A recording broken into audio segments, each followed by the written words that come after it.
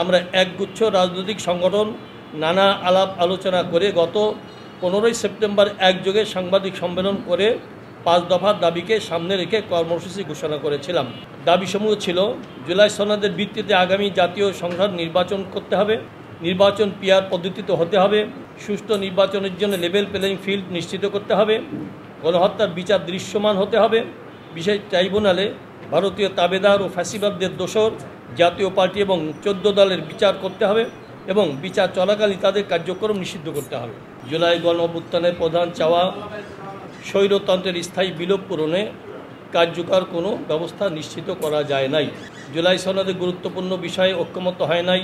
যেসব বিষয়ে ঐক্যমত হয়েছে সেগুলোর আইন ভিত্তি নিয়ে টানাপোড়েন এখনও শেষ হয় নাই। ফ্যাসিবাদের সাথে জড়িতদের বিচারে ধীরগতি ও স্বল্প মাত্রা হতাশা তৈরি করেছে। দুই দিন আগের খবরে জানা গেল পুলিশের হিসাব মতেই ফ্যাসিবাদের সাথে জড়িত আটক হওয়া ব্যক্তিদের 73% জামিন পেয়ে যাচ্ছে।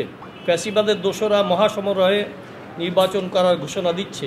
লেভেল প্লেইং ফিল্ড তৈরির কোনো প্রচেষ্টাই দৃশ্যমান হয় নাই, বরং সরকার শীর্ষস্থান থেকে নির্বাচনের আগেই ফলাফল নিয়ে বার্তা দেওয়ার এক ধরনের নগ্ন প্রচেষ্টা দেখা গেল জাতিসংঘের বৈঠক যাত্রায়। জুলাই গণ অভ্যুত্থানে অংশ নেওয়া আহত ও নিহতদের পরিবারের কান্না আমাদেরকে উদ্দীপ্ত করেছে। সেই দায়বদ্ধ থেকেই 5 দফা দাবি আদায়ের আন্দোলনের দ্বিতীয় ধাপের কর্মসূচিতে যেতে বাধ্য হচ্ছি। আমরা সরকারের প্রতি হতাশা এবং ক্ষোভ প্রকাশ করছি। দেশের এতগুলো রাজনৈতিক সংগঠন ধারাবাহিক কর্মসূচি পালন করার পরেও সরকারের পক্ষ থেকে কোনো রকম ইতিবাচক সাড়া পাওয়া যাচ্ছে না। কেমন যেন স্বৈরতান্ত্রিক সরকারগুলোর মতো এ সরকারও জনতার দাবির প্রতি উদাসীনতা প্রদর্শন করছে। আমরা সরকারকে সতর্ক করে দিতে চাই, মনে করে দিতে চাই, এই সরকার একমাত্র জনতার রক্তমাখা জীবন উৎসর্গ করার অভিপ্রায় গঠিত।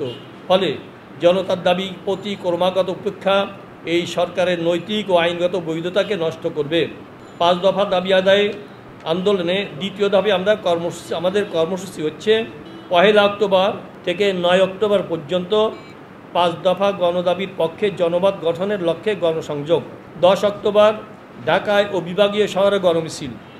12 অক্টোবর জেলা প্রশাসকের কাছে স্মারকলিপি পেশ। দেশের অন্যতম প্রধান হিন্দু ধর্মাবলম্বীদের দুর্গা উৎসবের কারণে প্রথম দিকে রাজপথের কোনো কর্মসূচি দেখা হয় নাই। প্রিয় সাংবাদিক বন্ধুগণ, আমরা সরকারকে বলবো, কোনো ধরনের পূর্ব সিদ্ধান্ত নিয়ে বসে থাকবেন না। জনতার অভিপ্রায়ের উপরে কোনো আইন নাই, কোনো সংবিধান নাই। জনগণ জুলাই সনদের আইন ভিত্তিক চাইছে, জুলাই সনদের ভিত্তিতে পিআর পদ্ধতিতে নির্বাচন চাইছে, গণহত্যাকারীদের বিচার চাইছে, ফ্যাসিবাদের দোষরদের বিচার ও বিচারকালীন নিষিদ্ধতা চাইছে এবং লেভেল প্লেইং ফিল্ড চাইছে। তাদের এই দাবি পূরণে এই সরকার নৈতিক ও আইনগতভাবে বাধ্য। আমরা সরকারের দায়বদ্ধকে জাগ্রত করতে চাই। আমাদের কর্মসূচিতে যদি তাদের দায়বোধ জাগ্রত না হয়, তাহলে সতর্ক করে বলছি, বাংলাদেশের মানুষ দাবি আদায় করার পদ্ধতি জানে।